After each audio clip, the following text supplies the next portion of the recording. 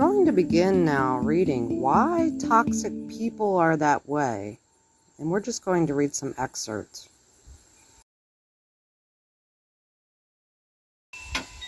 This great little book gives you examples, and so I advise everybody to go buy it. It gives you like a case study of somebody and why perhaps they have toxic behavior. There's also a great book called People of the Lie by M. Scott Peck.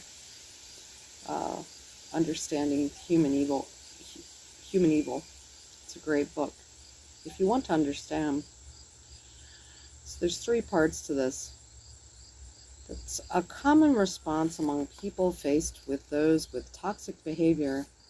And in this section, we'll go in search of some possible answers to that question. Before we start digging, however, it's important to put a few caveats in place to help keep what we learn in proper perspective. Why has no single definitive answer. In a can-do culture like ours, we grow accustomed to the idea that every question has an answer, and every problem an ultimate solution. Unsolvable mysteries make us uncomfortable.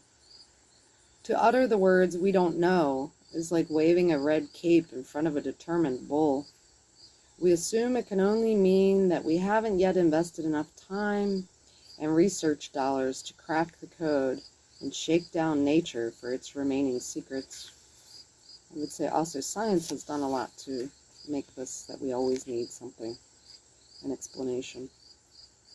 Yet the truth is, when it comes to understanding human behavior, so far we mostly have only statistical tendencies, probabilities, not scientifically verifiable reasons why people act as they do. To begin with, the number of conditioned and environmental variables to account for is astronomically large, and their interactions mind-bendingly complex. The bottom line is this: why a toxic person does what he or she does is no more transparent than why anyone does anything. Why do you have a talent for music when no one else in your family does? Why do people love Shakespeare, or skydiving, or living off the grid in the woods? Thank God such traits have not yet been reduced to a handful of neurochemicals and well-mapped synaptic pathways. The magic and mystery in what makes us human are still mostly intact. But where does that leave us in our quest to understand why toxic people behave as they do? Are we empty-handed? Not quite. In the pages ahead, in spite of this limitation, we'll identify several likely contributing factors to why toxic people are as they are. But first, here are some things to keep in mind on our search, and we will continue on tomorrow.